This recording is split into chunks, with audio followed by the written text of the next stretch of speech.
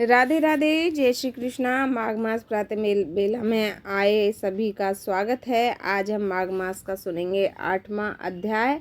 माघ मास में प्रतिदिन प्रातःकालीन स्नान, जप, तप और क्या कथाएं श्रवण विशेष महत्व रखती हैं, इसलिए हम सुन रहे हैं माघ मास की पौराणिक कथाएं। आइए कथा आगे बढ़ाते हैं। 8वें अध्याय से स्टार्ट करते हैं, तो ध्यानपूर्वक सुने। बोलो कृष्ण भगवान की जय। यमदूत कहने लगा कि तुमने बड़ी सुंदर वार्ता पूछी है। यद्यपि मैं पराधीन हूँ, फिर भी तुम्हारे स्नेहवश अपनी बुद्धि के अनुसार बोलता हूँ। जो प्राणी काया, वाचा और मनसा से कभी दूसरों को दुख नहीं देते, वे यमलोक में नहीं जाते। अहिंसा करने वाले वेद, यज्ञ, तप और दान से भी उत्तम गति को नहीं पाते हैं। अहिंसा सबसे बड़ा धर्म है। तप और दान ऋषियों ने बताया है। जो मनुष्य जल या पृथ्वी पर रहने वाले जीवों को अपने भोजन के लिए मारते हैं, वे कालसूत्र नामक नरक में पड़ते हैं और वहां पर अपना मांस खाते हैं और रक्त पीप पान करते हैं तथा पीप की कीच और में अपने की उनको कीड़े काटते हैं। अहिंसक जन्म माघ, काने, कुबड़े, लूले, लंगड़े, दरिद्री और अंगहीन होते हैं और इस कारण इस लोक तथा परलोक में सुख की इच्छा करने वाले को काया, वाचा तथा मन में दूसरों का द्रोह नहीं करना चाहिए। जो अहिंसा नहीं करते उनको किसी प्रकार का भय नहीं होता। जिस तरह सीधी और टेढ़ी दोनों प्रकार की बहने वाली नदियाँ समुद्र जल में मिल जाते हैं, वैसे ही सब धर्म अहिंसा में प्रवेश कर जाते हैं।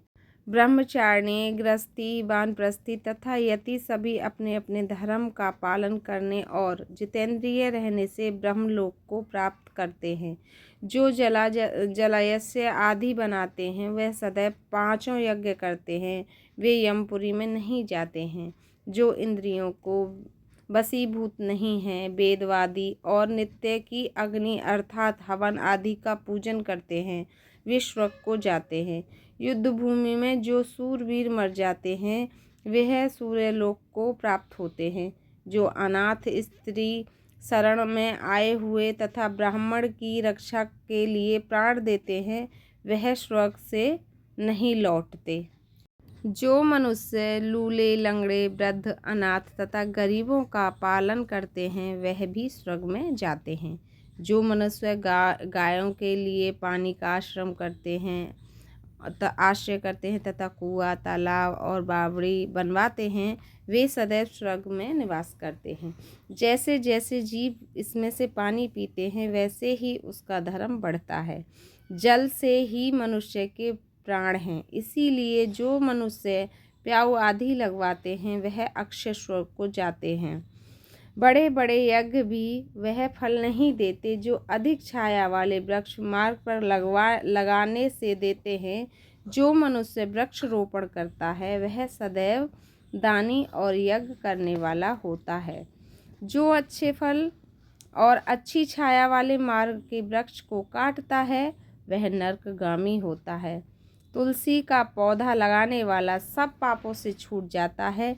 जिस घर में तुलसी वन है, वह घर तीर्थ के समान है और उस घर में कभी भी यमदूत नहीं आते। तुलसी की सुगंध से पितरों का चित्त आनंदित होता है और वे विमान में बैठकर वैकुंठ विष्णु लोक को जाते हैं। नर्मदा नदी का दर्शन, गंगा स्नान और तुलसी दल का स्पर्श, यह सब बराबर फल देने वाला है। हर एक द्वादशी को ब्राह्मण भी तुलसी का पूजन करते हैं। रतन, सोना, फूल तथा मोती की माला के दान का इतना पुण्य नहीं है जितना तुलसी की माला के दान का है। जो फल आम के 1000 और पीपल के 100 वृक्ष को लगाने से होता है, वह तुलसी का एक पौधा लगाने से होता है। पुष्कर आदि तीर्थ, गंगा आदि नदी, वासुदेव आदि देवता सब ही तुलसी में वास करते हैं। जो एक बार, 2 या 3 बार रेवा नदी के उत्पन्न शिव मूर्ति का पूजन करता है अथवा स्फटिक रत्न के पत्थर से आप निकले हुए तीर्थ में, पर्वत या वन में रखी हुई शिव की मूर्ति की पूजा करते हैं और सदैव ओम नमः शिवाय जाप का मंत्र का जाप करता है, यमलोक की कथा भी नहीं सुनता, प्रसंग शत्रुता अभिमान से शिव पूजा के समान पापों को नष्ट करने वाला है तथा कीर्ति देने वाला 3 लोक में और कोई काम नहीं है। जो शिवालय स्थापित करते हैं वे शिवलोक में जाते हैं। ब्राह्मण विष्णु तथा शिव का मंदिर बनवाकर मनुष्य वैकुंठवासी होता है। जो भगवान की पूजा के लिए फूल का बाग लगाते हैं वो धन्य है। जो माता पिता देवता और अतिथियों का सदैव पूजन करते हैं वह ब्राह्मण लोक को प्राप्त होता है। ये था मेरा 8वां अध्याय, समाप्त हुआ। जिस को भी मेरी कथाएं अच्छी लग रही हों प्लीज़ लाइक कमेंट सब्सक्राइब करें और फिर मिलते हैं आगे अगली कथा में। राधे राधे। जय श्री कृष्णा।